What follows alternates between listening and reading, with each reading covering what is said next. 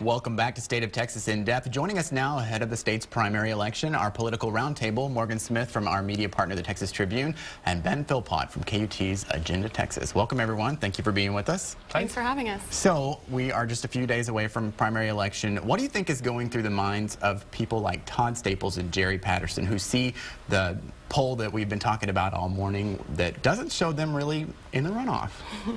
Well, I think with Staples, at least, the first thing on his mind is these allegations that have come up about Senator Patrick hiring illegal workers who are in the country illegally to... And it's not just the one. Right. Another one has come out. Another one has come out. That was on Thursday. That came out. And I think that, I mean, if you just look at Staples' ad buys, he seems to have gone all in on the fact that, you know, this is something that's going to be able to move voters enough to get him into the runoff. And he's gone negative in those ads attacking Patrick.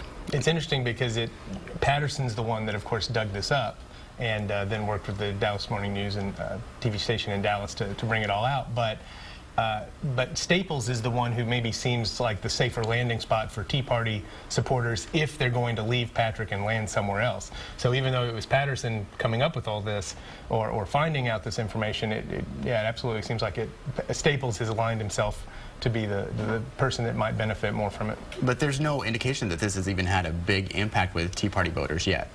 Right. I mean, I think we're going to have to wait till Tuesday to see if those voters who have dug in with Patrick are actually going to be persuaded that this is something that's going to need to cause them to shift to someone else. And he's immediately said, look, it's liberal media attacking me, and that's something that his supporters love to hear and will easily accept and take.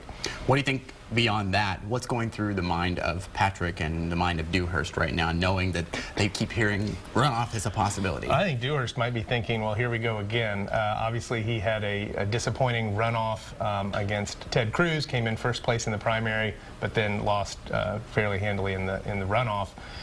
So for Dewhurst, it's all about, you know, he would love to get 50%.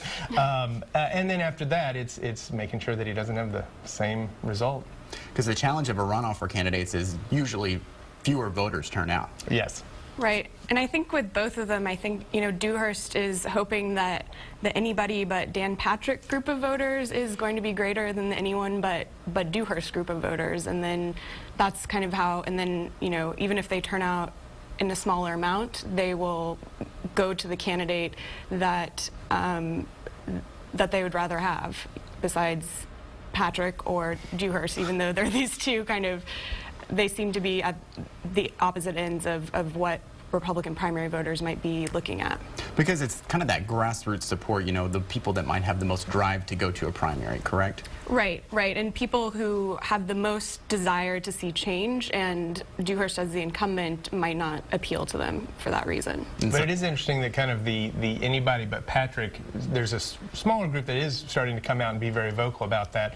You've seen different Hispanic businessmen, Republican businessmen in the state say, you know, look, we're not happy at all with what Patrick is saying in the campaign, and if he were to be the nominee, we might consider shifting our loyalties elsewhere. Now, you know, that's just, it's been reported a few different places, but I think that would be interesting to see how that, you know, if we get in a runoff and we have, you know, 4 weeks or so before the runoff, how much noise that group makes. And we just have about a minute left. What does money count for before the runoff? Because you're going to have to be spending more than you had hoped if you're just going on to the general. Dewhurst has a lot of money.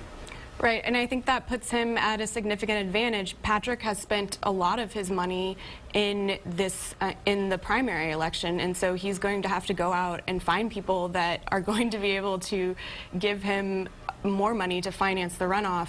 Dewhurst isn't in the same position. He has the personal finances to be able to carry him through. Well, thank you both for being with us today. We will see what happens in just a few days, right? Yeah, really. Yeah. All right, thank you. Don't forget to vote. The Texas primary election is Tuesday. Thank you for watching State of Texas in Depth. Join us every Sunday morning at 8:30.